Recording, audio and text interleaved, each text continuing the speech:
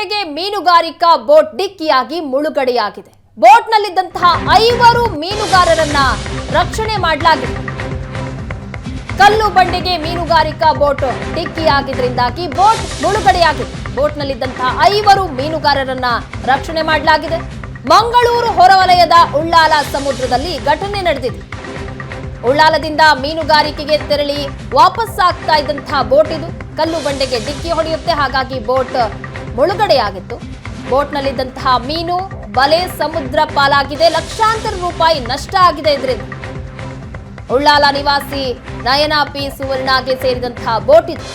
Boat ಚಲಾಯಿಸ್ತಾ ಇದ್ದಂತಹ ಪ್ರವೀಣ್ ಸುವರ್ಣ, ಉತ್ತರ ಪ್ರದೇಶದ ಮೀನುಗಾರರಾದ ಸಮರಾ ಬಹದ್ದೂರ್, ರಾಮ್ ಮನೋಜ್, ರೋಹಿತ್, ಪ್ರಕಾಶ್, ವಾಸು ಬೋಟ್ನಲ್ಲಿದ್ದರು. ನಾಡ ದೋಣಿಯಲ್ಲಿ 3ರನ್ನ ಸಹ ಮೀನುಗಾರರು ರಕ್ಷಣೆ ಮಾಡಿದ್ದಾರೆ. ಉಳಿದ 2 ಬೇರೆ ಬೋಟ್ನ ಸಹಾಯದಿಂದ ರಕ್ಷಣೆ ಮಾಡಲಾಗಿದೆ. ಕಲ್ಲು ಬಂಡೆಗೆ ಬೋಟ್ ಡಿಕ್ಕಿಯಾಗಿದ್ರಿಂದಾಗಿ ಬೋಟ್ ಮುಳುಗಡೆಯಾಗಿದೆ. ಇದರಿಂದ ಲಕ್ಷಾಂತರ ರೂಪಾಯಿ ನಷ್ಟ ಸಹ ಆಗಿದೆ. ಈ ಬಗ್ಗೆ ಹೆಚ್ಚಿನ ಡೀಟೇಲ್ಸ್ ಕೊಡ್ತಾರೆ ನಮ್ಮ ಪ್ರತಿನಿಧಿ ಭರತರಾಜ್, ಯಾವ ರೀತಿಯಾಗಿ ಘಟನೆ ನಡೆಯಿತು? ಎಲ್ಲರ ರಕ್ಷಣೆ ಸಹ ಆಗಿದೆಯಾ ಈಗ ಮೀನುಗಾರರ ರಕ್ಷಣೆ?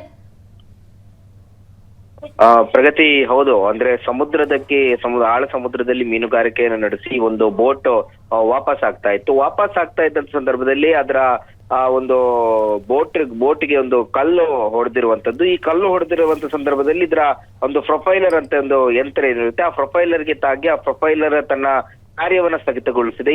ಈ ಸಂದರ್ಭದಲ್ಲಿ ಆ ಒಂದು ಬೋಟ್ ನಲ್ಲಿ ಒಂದಷ್ಟು ಹಾನಿಯಾಗಿ ಅದರ ಒಳಗಡೆ ನೀರು ನುಗ್ಲಿಕ್ಕೆ ಆರಂಭ ಆಗಿ ಆ ಇಡೀ ಬೋಟ್ ಮುಳುಗಡೆ ಆಗಿರುವಂತದ್ದು. ಈ ಮುಳುಗಡೆ ಆಗುವಂತ ಸಂದರ್ಭದಲ್ಲಿ ಅದರಲ್ಲಿ ಇವತ್ತು ಅದರ ಬೋಟ್ ನ ಮಾಲೀಕ ಏನಿದ್ದಾರೆ ನಯನ ಅನ್ನುವಂತವರ ಹೆಸರಿನಲ್ಲಿತ್ತು. ಅವರ ಪತಿ ಪ್ರವೀಣ್ ಸುವರ್ಣ ಸೇರಿದಂತೆ ಉತ್ತರ ಪ್ರದೇಶ ಮೂಲದ 5 ಜನ ಕಾರ್ಮಿಕರಿದ್ರು. ಅವರನ್ನ ಸ್ಥಳೀಯ ಬೇರೆ ಬೋಟ್ನವರು, ಅಂದ್ರೆ ಏಕಕಾಲದಲ್ಲಿ 4-5 ಬೋಟ್ಗಳು ಮೀನುಗಾರಿಕೆಯನ್ನು ಮುಗಿಸಿ ಈ ಭಾಗಕ್ಕೆ ಬರ್ತಾ ಇರುತ್ತೆ, ತೀರ ಪ್ರದೇಶಕ್ಕೆ. ಹಾಗಾಗಿ ಈ ಬೋಟ್ ಮುಳುಗಡೆ ಆಗ್ತಾ ಇರುವಂತದನ್ನ ನೋಡಿ ಅದರಲ್ಲಿದ್ದಂತಹ 3ರನ್ನ ಒಂದು ರಾಮ ಸುವರ್ಣ ಮತ್ತು ಯತಿ ಸುವರ್ಣ ಅನ್ನುವಂಥವ್ರು ರಕ್ಷಣೆ ಮಾಡಿದ್ರು. ಉಳಿದ 2ರನ್ನ ಪ್ರಕಾಶ್ ಕಾರ್ವಿ ಮಾಲಕತ್ವದಲ್ಲಿರ್ತಕ್ಕಂಥ ದುರ್ಗಾಲಕ್ಷ್ಮಿ ಮತ್ತು ಮನೋಜ್ ಕಾರ್ವಿ ಅವರ ಮಾಲಕತ್ವದ ಶ್ರೀಗೌರಿ ಬೋಟ್ ನ ಮೂಲಕ ಅವರನ್ನ ರಕ್ಷಣೆ ಮಾಡಲಾಗಿರುವಂತದ್ದು. ಸದ್ಯಕ್ಕೆ ಆ ಬೋಟ್ ಮುಳುಗಡೆ ಆಗಿದೆ ಮತ್ತು ಅದನ್ನ ಎಳೆದು ತರುವಂತ ಕೆಲಸಗಳನ್ನ ಕೂಡ ಮಾಡಿದರೆ ಉಳ್ಳಾಳ ಪೊಲೀಸ್ ಠಾಣೆಯಲ್ಲಿ ಈ ಬಗ್ಗೆ ಒಂದು ಪ್ರಕರಣ ಕೂಡ ದಾಖಲಾಗಿರುವಂತದ್ದು.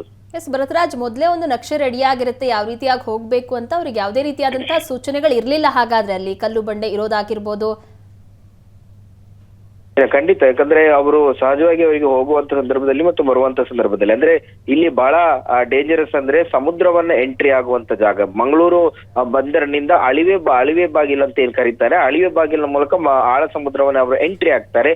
ಈ ಒಂದು ಜಾಗದಲ್ಲಿ ಸಹಜವಾಗಿ ಕೆಲವೊಂದು ಕಡೆಗಳಲ್ಲಿ ಹೂಳು ತುಂಬಿಕೊಂಡಿರುತ್ತೆ. ಈ ಹೂಳು ತುಂಬಿಕೊಂಡಿರುವಂತ ಜಾಗವನ್ನ ಎಂಟ್ರಿ ಆಗುವಂತದ್ದು ಮತ್ತು ಅದರಿಂದ ಸಮುದ್ರದಿಂದ ಮತ್ತೆ ಇವರು ಈ ಒಂದು ಬಂದರ ಪ್ರದೇಶಗಳಿಗೆ ಬರುವಂತ ಸಂದರ್ಭದಲ್ಲಿ ಅಲ್ಲಿ ಒಂದಷ್ಟು ಅವಘಡಗಳು ಈ ಹಿಂದೆಯೂ ಕೂಡ ನಡೆದಿತ್ತು. ಯಾಕಂದ್ರೆ ಸರ್ಕಾರ ಅಲ್ಲಿ ಹೂಳೆತ್ತುವ ಕೆಲಸಗಳನ್ನ ಮಾಡಿರೋದಿಲ್ಲ. ಹೂಳು ಹೆಚ್ಚಾಗಿ ತುಂಬಿದಂತ ಕಾರಣದಿಂದಾಗಿ ಮತ್ತು ಅಲ್ಲಿ ಕಲ್ಲು ಬಂಡೆಗಳು ಕೂಡ ಹೆಚ್ಚಿನ ಪ್ರಮಾಣದಲ್ಲಿ ಇರುವಂತಹ ಕಾರಣದಿಂದಾಗಿ ಕೆಲವೊಮ್ಮೆ ಅವರ ರೂಟ್ ನಲ್ಲಿ ಯಾವ್ದಾದ್ರು ಗೊಂದಲಗಳಾದಂತ ಸಂದರ್ಭದಲ್ಲಿ ಅವರು ಆ ರೂಟ್ ನಲ್ಲಿ ಬರ್ತಾ ಇರ್ತಕ್ಕಂಥ ಸಂದರ್ಭದಲ್ಲಿ ಕಲ್ಲುಗಳು ಹೊಡೆಯುವಂತದ್ದು ಅಥವಾ ಬೇರೆ ಯಾವ್ದಾದ್ರು ವಸ್ತುಗಳು ತಾಗುವಂತದ್ದು, ಹೀಗೆ ಸಣ್ಣ ಪುಟ್ಟದ್ದು ಆಗ್ತಾ ಇರುತ್ತೆ. ಆದ್ರೆ ಇದು ಬಹಳ ದೊಡ್ಡ ಮಟ್ಟದಲ್ಲಿ ಆಗಿರುವಂತದ್ದು. ಯಾಕಂದ್ರೆ ಇದು ಲಕ್ಷಾಂತರ ರೂಪಾಯಿ ಮೌಲ್ಯದ ಒಂದು ಬೋಟ್.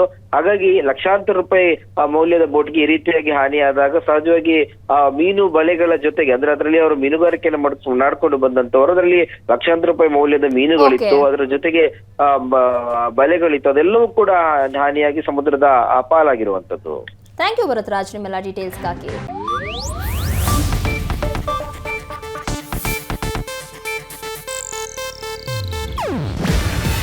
ಇದು ಏಷ್ಯಾನೆಟ್ ನ್ಯೂಸ್ ನೆಟ್ವರ್ಕ್ ಪ್ರಸ್ತುತಿ. ನೀವು ನೋಡ್ತಿದ್ದೀರಾ ಏಷ್ಯಾನೆಟ್ ಸುವರ್ಣ ನ್ಯೂಸ್.